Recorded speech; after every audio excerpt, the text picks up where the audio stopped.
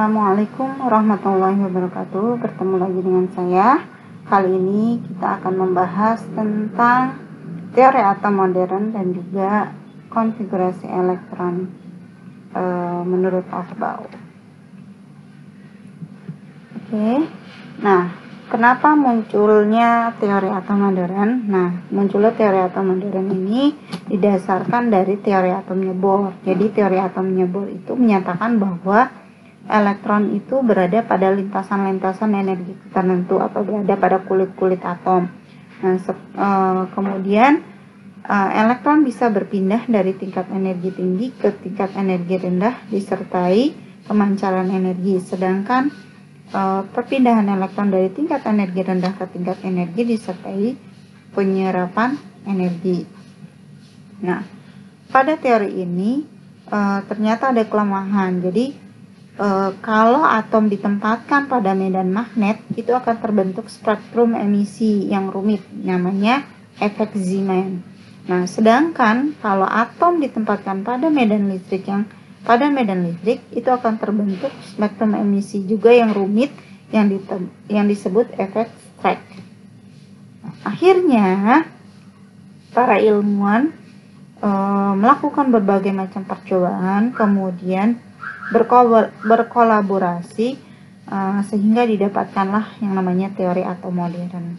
Nah, teori atom modern ini dikembangkan oleh de Broglie, kemudian Heisenberg dan Schrödinger. Nah, ini para ilmuwan tersebut. Nah, seperti apa teori atom modern? Jadi setelah teori atom Bohr itu dikemukakan, nah 10 tahun kemudian muncullah teori atom modern yang teori atom yang dikemukakan oleh de Broglie. Nah, de Broglie ini dia mengemukakan dualisme sebuah materi.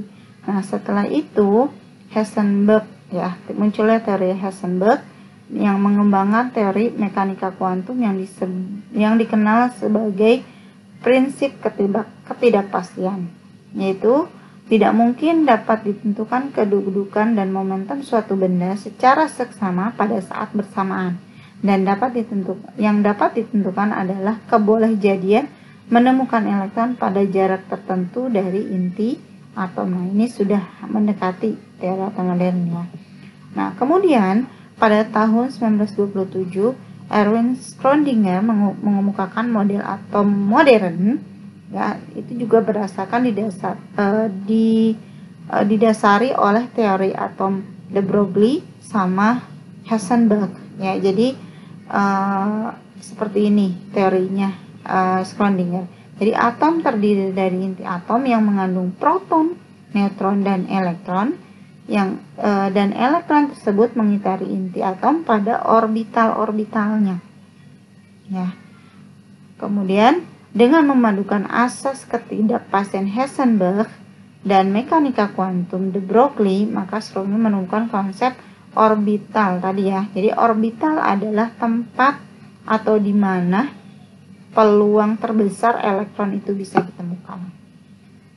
Kemudian kedudukan elektron pada orbital itu bisa dinyatakan dalam bilangan kuantum. Itu lebih jelas kayak gini. Jadi kalau sebatas konfigurasi elektron, keberadaan elektron itu masih belum terlalu jelas. Tapi kalau sudah bilangan kuantum, maka keberadaan elektron sudah sangat jelas. Jadi kesimpulan dari Schrödinger, posisi elektron dalam atom tidak dapat ditentukan dengan pasti. Atom itu mempunyai kulit, tapi di setiap kulit itu ada yang namanya subkulit. Ya, di setiap subkulit ada yang namanya orbital. Dan setiap orbital maksimal berisi 2 elektron. Jadi kalau pendapat saya nih ya, gambarannya seperti ini. Jadi kalau ada hotel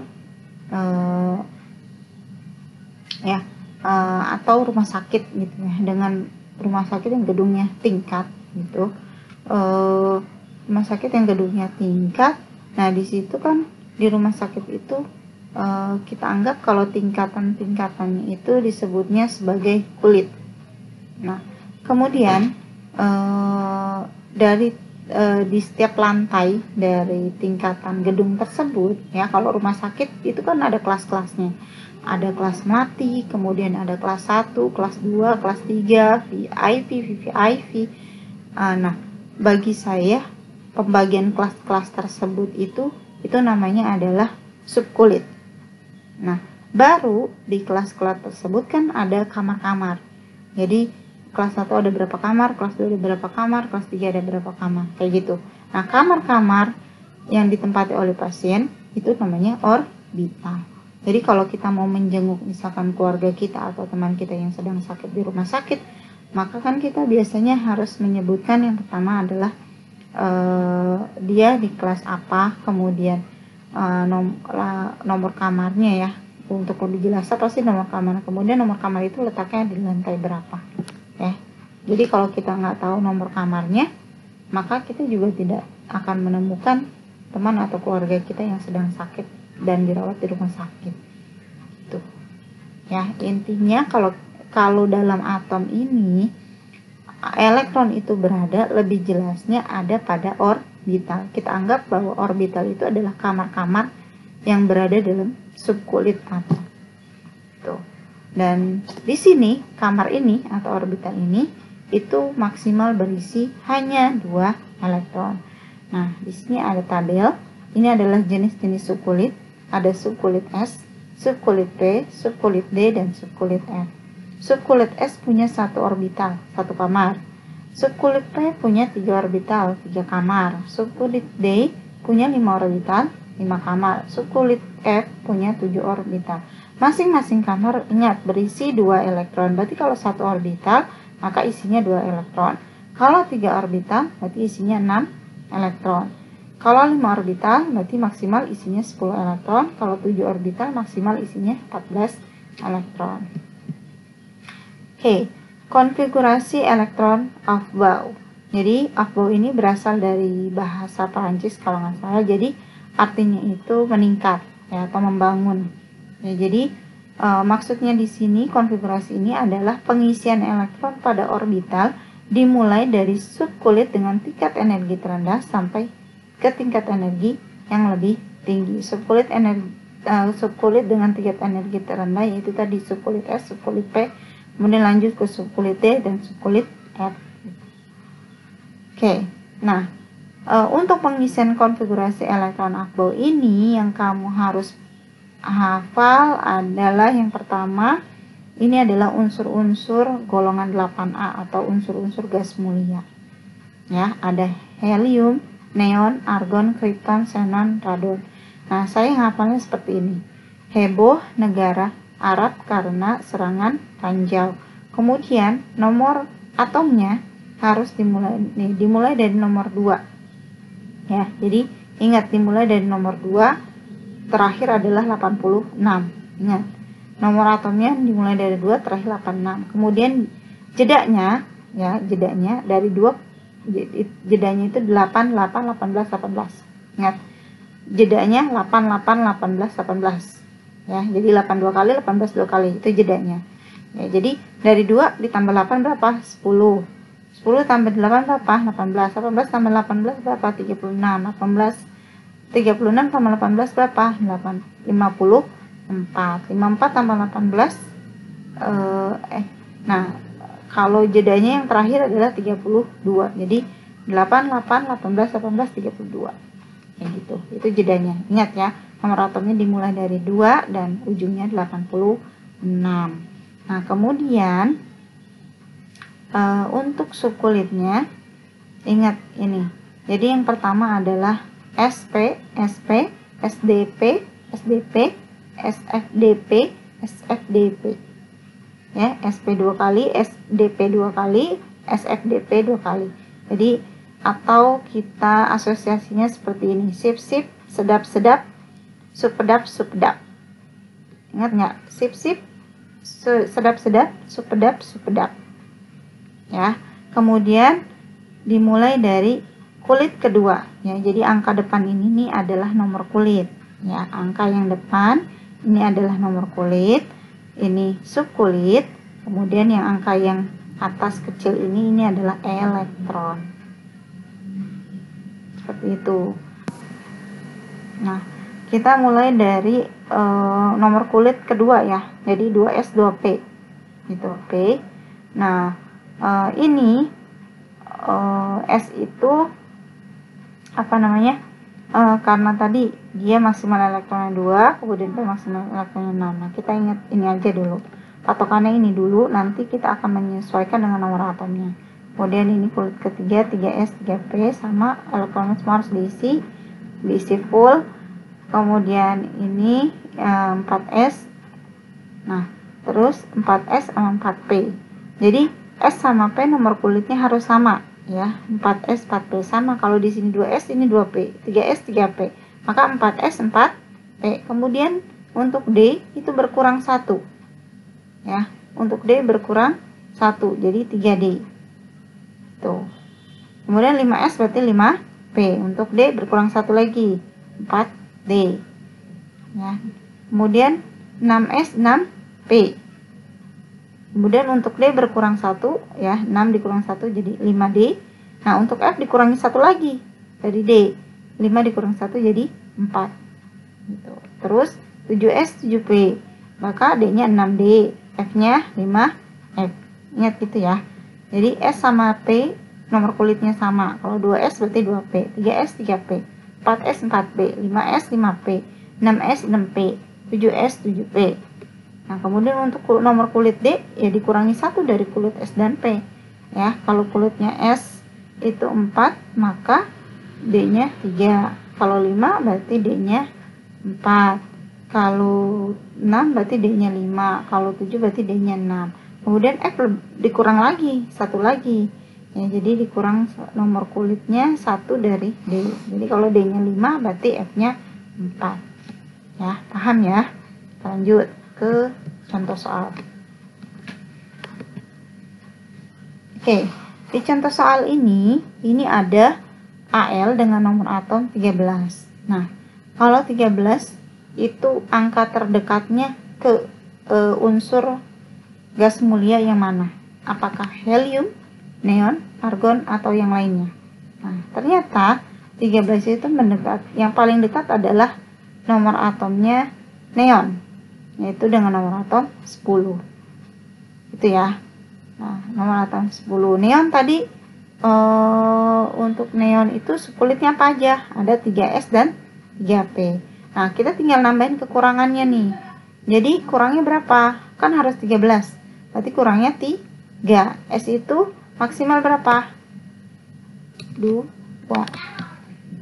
Kemudian, nah, berarti sudah berapa nih jumlahnya? 12. Berarti tinggal tambah 1. Ya.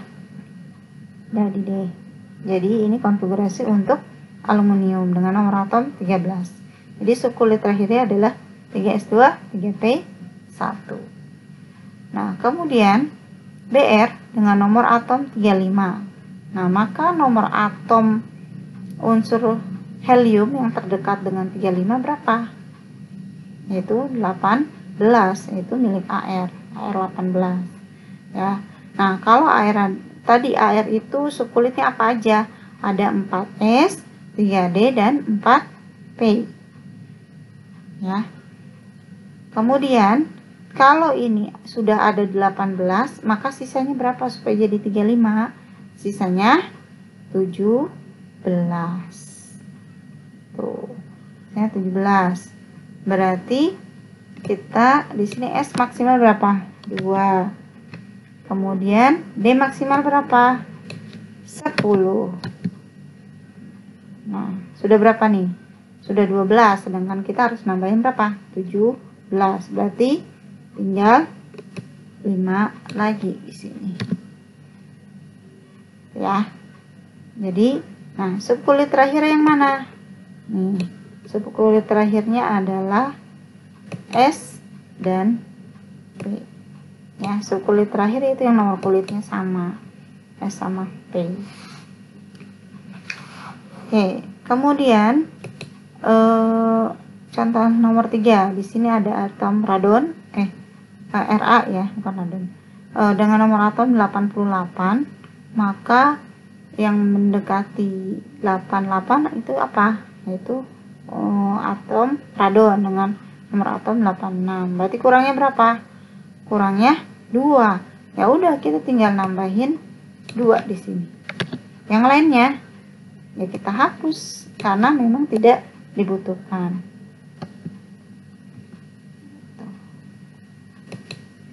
Terus di sini ada atom Lv dengan nomor atom 116. Nah, yang mendekati berapa? Yang mendekati adalah atom radon dengan nomor atom 86. Nah, kira-kira kekurangannya berapa supaya 116? Kurangnya berarti 30. Nah, di radon ada subkulit apa aja? Ada subkulit S, F, D, dan P. Dimulai dari kulit ke-7 ya. Di bagian radon kulit ke-7. Nah, kalau kurangnya 30 berarti di sini 2. Kemudian di sini maksimal berapa? 14. Nah, udah berapa tuh? 16. Kemudian di sini maksimal berapa? 10. Nah, udah berapa nih? Kurangnya tadi 30 ya. Jadi sudah ada 26. Nah, berarti kurangnya di sini 4.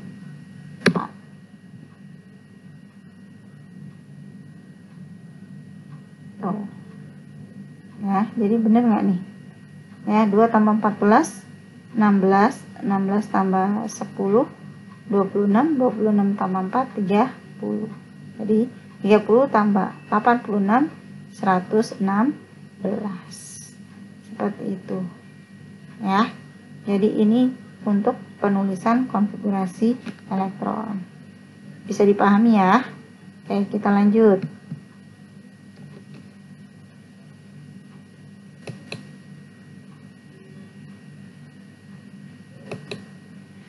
Nah, bagaimana konfigurasi elektron untuk ion? Jadi, kemarin ion itu kan ada 2, ada kation, ada anion. Sudah saya jelasin ya. Jadi, kalau kation itu berarti atom tersebut melepaskan elektron.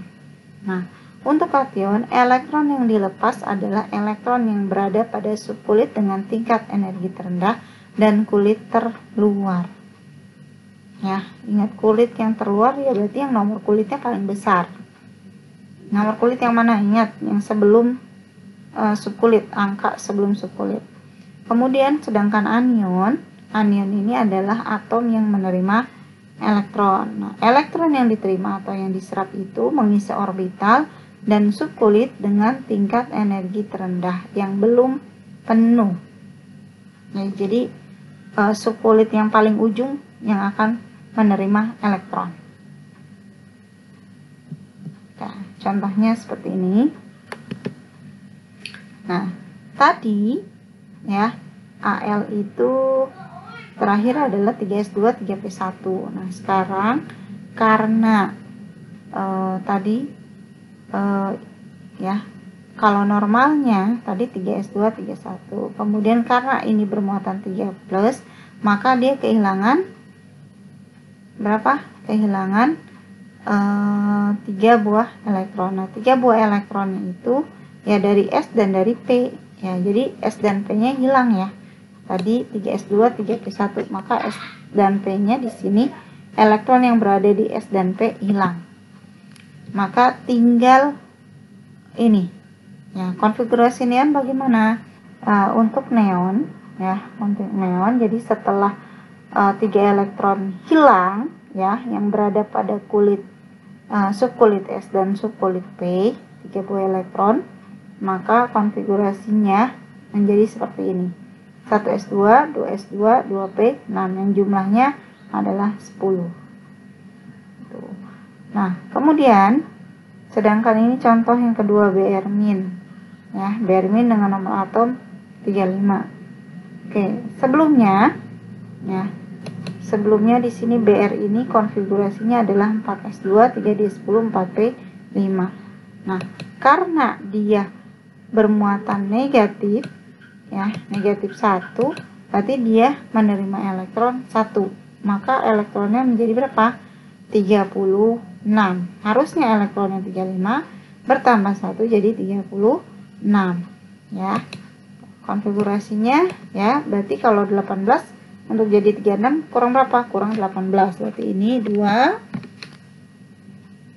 kemudian ini 10 ya, dan ini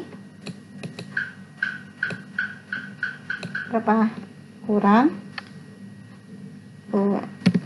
seperti ini ya. Jadi konfigurasinya adalah 4s2 3d10 4p6. Nah, kalau yang ini 4s2 3d10 4p5. Jadi elektronnya bertambah di subkulit yang terakhir, yaitu 4p. Yang tadinya 5 bertambah 1 jadi 4p6. Tuh. Oke, kemudian contoh yang lainnya adalah ada kadmium, ion kadmium. Atom kadmium ini punya nomor atom 48. Harusnya elektronnya adalah 48. Karena bermuatan positif 2 berarti kehilangan 2 elektron ya. Nah, dengan nomor atom 48 maka yang mendekatinya itu adalah Kr dengan nomor atom 36 ya. Nah, kita buat yang dengan elektron 48 dulu ya. Kurangnya berapa untuk jadi 48? Kurangnya adalah 12. Maka ini 2, kemudian ini 10. Oke, ini tidak terpakai, kita hapus. Ini 12 ya. Jadi totalnya berapa? 48. Tapi karena bermuatan 2 ya, karena bermuatan 2 maka atom kadmium atau ion kadmium ini kehilangan 2 elektron. 2 elektronnya yang lepas ada di mana? Maka yang akan lepas adalah elektron yang berada pada subkulit rendah dan kulit terluar. Subkulit rendah apa? Di sini ada S dan D. Subkulit rendah adalah S. Kulit keluar nomor kulit yang paling besar. Nomor kulit yang paling besar yaitu adalah 5. Maka elektron yang berada di subkulit S ini dengan jumlah elektron 2 ini yang akan lepas. Ya, ini yang akan lepas. Nah, jadi saya hilangin ya. Ya, maka konfigurasi elektron untuk ion kadmium ini adalah terakhirnya adalah 4d10. Oke, kita lanjut ke soal berikutnya. Di sini ada I, ya, ion I min dengan nomor atom 53. Berarti elektronnya yang harusnya 53 bertambah 1 menjadi 54. Nah, 53 angka yang mendekati dari unsur gas mulia adalah 36, yaitu unsur Kr 36. Maka kekurangan untuk menjadi 53 berapa? Atau menjadi 54 itu berapa? Berapa? 18 ya. Maka ini kita isi berapa? 2. Kemudian ini 10. Nah, berarti udah 12. Kurangnya berapa? Ini ya, jadi 18. Nah, jadi kenapa 18? Karena supaya jumlah elektronnya menjadi 54 ya. Karena bertambah 1, 54.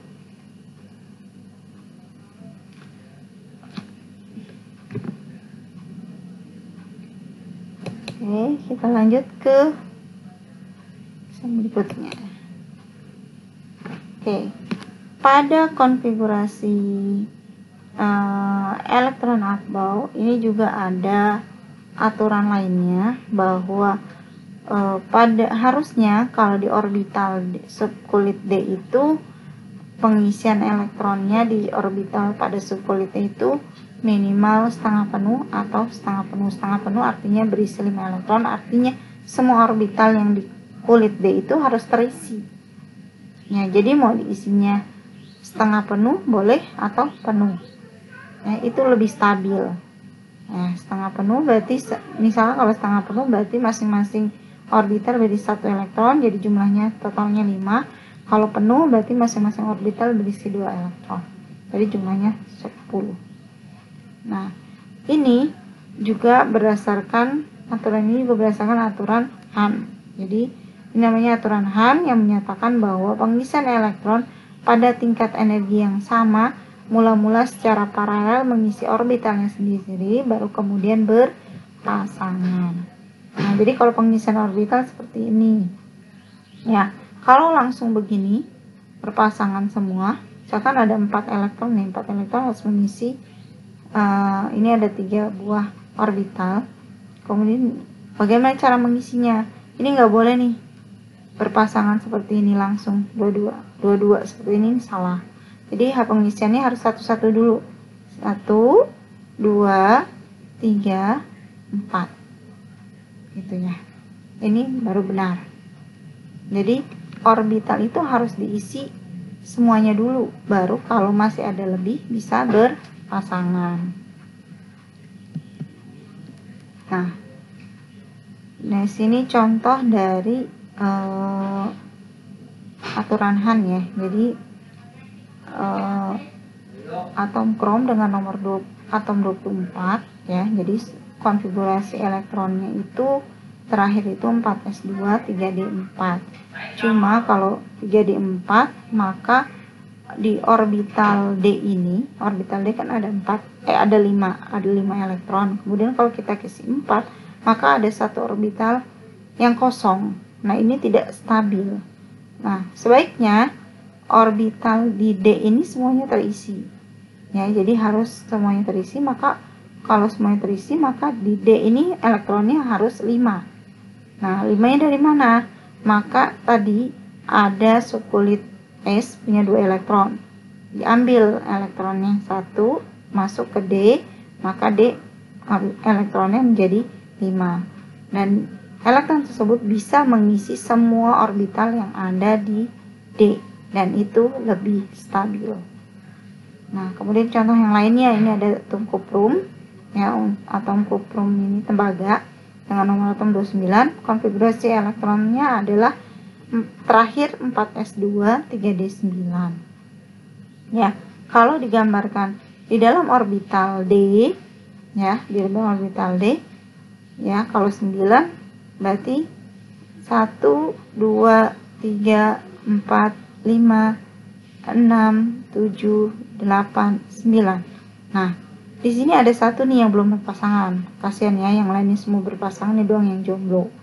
Nah, akhirnya agar lebih stabil, maka ya, elektron yang berada di subkulit S ini dipindahkan untuk memenuhi orbital yang ada di D, sehingga orbital yang ada di D itu semuanya terisi elektron yang berpasangan, dan ini lebih stabil.